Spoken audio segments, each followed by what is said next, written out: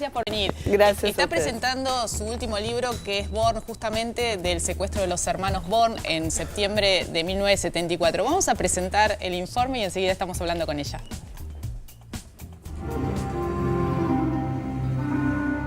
Bungie Born en ese momento era la compañía. Sí, era la más odiada del planeta porque éramos multinacionales, nacionales, nacionales, multinacionales, pero éramos muy odiados. No nos imaginamos que nos iban a secuestrar. ¿Se acordás cuando viniste a la radio? Nos pararon, tiraron tiros, yo me tiré al piso, lo agarré a Juani también, pero tanto Pérez, que manejaba el auto, como Bosch, que estaba sentado al lado, fueron alcanzados y muertos. El 19 de septiembre de 1974, Juan y Jorge Born, por entonces gerente y director general del emporio cerealero e industrial Bungie Born, fueron secuestrados por la organización guerrillera Montoneros. Tras 9 meses de cautiverio en la llamada Cárcel del Pueblo, los hermanos Born fueron liberados. Fue a cambio de $60 millones, el rescate aún hoy más caro de la historia de los secuestros extorsivos. La pista de esos millones atraviesa los últimos 40 años de la historia política argentina. Es esa historia la que la periodista María O'Donnell reconstruye en Born, a partir de su propia investigación y del testimonio que por primera vez brinda Jorge Born. Y esa, la historia que la propia María O'Donnell nos viene a presentar hoy en Vivo en Argentina.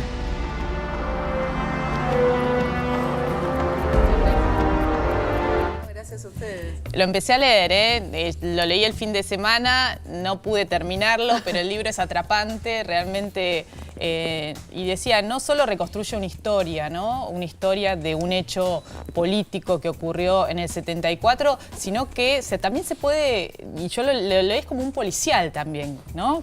Con un contexto de época muy marcado para los que tal vez estaban más alejados de ese momento. Sí, yo creo que reconstruye toda una época, ¿no? Justo había muerto Perón, gobernaba Isabel, Montoneros decide volver a la clandestinidad. Como ellos habían participado del proceso electoral con Cámpora y con el tercer gobierno de Perón, estaban desfinanciados otras organizaciones guerrilleras. Era una época que había mucho secuestro extorsivo de directivos de compañías internacionales y demás. Hay un dato que vos das, que el año anterior, en el 73, fueron 170 y pico de secuestros extorsivos. Pero ninguno de Montoneros que estaban en ese momento metidos en el proceso electoral. Entonces necesitaban un gran golpe, porque se venía además el golpe militar, se veía como era una dinámica muy complicada, y entonces eligen a los herederos de un emporio económico sin igual al día de hoy. Después han vendido gran parte de sus empresas los Born, pero eran dueños de las Molinos Río de la Plata, Grafa, Alba de Pinturas, compañías químicas, además de ser grandes exportadores de cereales. Entonces eran importantes en el ventas de cereales, pero también en el mercado interno con las industrias, y era un grupo muy emblemático al que los Montoneros, durante un juicio político que le hacen durante el cautiverio, le atribuían haber conspirado con la Revolución Libertadora, la así llamada Revolución Libertadora, para derrocar a Perón en el 55. Entonces le imponen una multa, y un poco también la posibilidad de charlar con Jorge Born me permitió contar cómo lo vivían. Claro, eso es muy interesante. Ahí hay un dato que a mí me llamó mucho la atención, que de alguna forma su padre, Born II, segundo, ¿no? Les había inculcado también como una educación bastante severa. De hecho, Jorge Born hace el servicio militar, que uno pensaría que en esa clase, bueno, de alguna u otra forma se zafaba, ¿no? Y claro, que eso, por lo menos él lo que relata, y que vos señalás muy bien, es lo que le permitió tal vez adaptarse mejor a esa situación de cautiverio, que, bueno, era una celda pequeñísima. 2x3, sin baño, sin ventana, con muy poquito aire, una luz muy suave, con mucha penumbra. Y una situación en la que, claro, este era un padre, digamos, que una cosa eran los negocios y otra cosa, él entendía que el heredero igual tenía que empezar de pinche, los mandó a escuela pública, al secundario fueron al Nacional Buenos Aires, uno de elite, pero una escuela pública, que Firmenich también había ido al Buenos Aires. Y obviamente en generaciones distintas. Los Born tenían 40 años, 39 años Juan, 40 años Jorge, y sus secuestradores 20 y pico. Cuando se hace de los $60 millones, Firmenich tenía 26 años. Y bueno, y se encuentra con unos herederos un poco raros, porque no es Juan se quiebra psicológicamente, pero Jorge resultó ser un hombre que había sido criado con servicio. Él hace la cama en un momento y lo miran raro, ¿no? Va a la cama, tenía una única sábana de un catrecito. Y lo miran y le dice, ¿y eso? Y le dice, ¿que ustedes creen que yo tengo valer? ¿Que yo no sé valerme por mí mismo? Y bueno, y ahí empieza también ese choque cultural y una discusión ideológica entre Jorge Born y sus captores, mientras intentaban doblegar la resistencia de Jorge Born padre, que no se negaba a pagar. Se negaba a pagar. ¿Y vos por qué te metiste con este tema? A mí me interesaba el financiamiento de la política, es un tema que a mí siempre me ha interesado, y viendo casos puntuales, que quería hacer un libro de casos puntuales, el tema del indulto, los montoneros ponen plata en la campaña de Menem, 2-3 millones de dólares, cuando ya no eran montoneros, pues ellos se disuelven en democracia, pero traen parte de la plata al rescate de los Born y ponen plata en la campaña de quien había prometido el indulto. Entonces Firmenich, que estaba preso por el secuestro de los hermanos Born, había sido condenado en gobierno de Alfonsín, termina apostando el dinero del delito por el cual lo habían condenado a la campaña de Menem, que es el que les prometía el indulto, ¿no?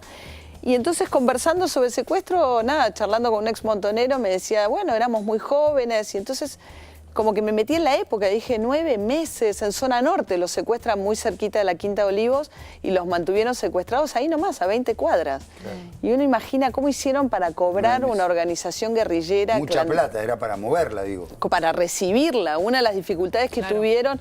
Primero se extendió un poco el secuestro por la cifra sideral que pedían y la resistencia del padre. Cuando el padre acepta pagar por el colapso psíquico de Juan y además matan a un directivo de Bungibón para presionarlo para que negociara, a Muscat de apellido, en ese momento empiezan las discusiones también de cómo iban a cobrar.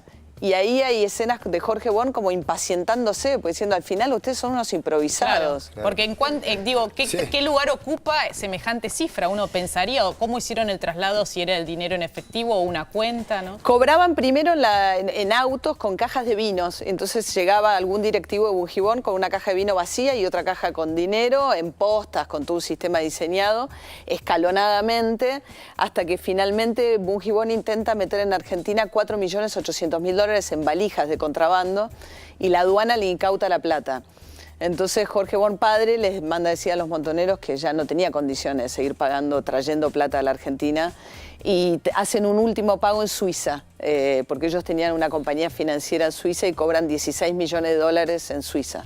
Claro. Hace poco, cuando nos encontramos en la presentación de una revista, me contabas que estabas terminando de escribir el libro con el entusiasmo que eso significa y que habías encontrado una perlita que tenía que ver con el reloj que tenía Jorge Born en el momento del secuestro, un Rolex, ¿no? Claro, es una historia. Él, cuando cae secuestrado, tenía un Rolex y, digamos, zapatos, estaba yendo a trabajar a las oficinas, él y su hermano, y le sacan los zapatos y el reloj creyendo que podía tener un dispositivo de seguimiento. Entonces, al cabo de 9 meses, el 20 de junio del 75, se están por cumplir 40 años, le dice Firmenich, le da ropa nueva y le dice, bueno, hoy va a ser liberado. Y él le dice, bueno, ¿y mi reloj? Dice, ¿cómo el reloj? Sí, mi reloj. Ya había pagado 60 millones de dólares y era tipo, bueno, pero el reloj no era parte del acuerdo. Claro. Y años más tarde, cuando Galimberti, enviado por Menem, se acerca a Born para tratar de conseguir algo de plata, que él nunca había logrado conseguir plata del secuestro, él había participado como secretario militar, pero lo había manejado la cúpula, y además que buscaba su propio indulto, va y le lleva de regalo un Rolex a Born. Y Born le dice, ¿es por el que me sacaron? Y él le dijo, no, bueno, para pedirle disculpas, y empieza esta sociedad tan curiosa que entablaron Born y Galimberti en la época de Menem, ¿no? Claro. María, para cerrar, digo, en un libro de periodismo de investigación, digo, si bien vas a la fuente, si estás hablando, digo, ¿cuántos recursos tenés para cerciorarte bien, de escuchar todo? ¿Cuáles son las herramientas? Acá había 2 causas judiciales muy voluminosas, por suerte, que había como 50 cuerpos de expedientes con el que condenan a Firmenich y otro más.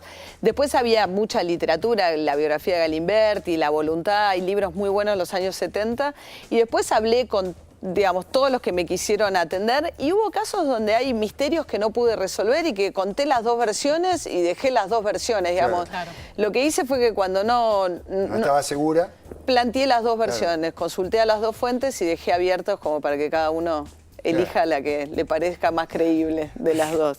Bueno, muchas gracias. Así Muchísimas que gracias. quienes quieran profundizar mucho sobre estos años, ¿no? Porque también, como decíamos al comienzo, habla de una época, de un momento histórico de la Argentina que a veces a la distancia uno olvida, ¿no? Y la violencia política que se vivió en ese momento. Recomendado el libro de María O'Donnell, Born, que habla de este secuestro histórico en el país. Muchas gracias. Muchísimas gracias a ustedes.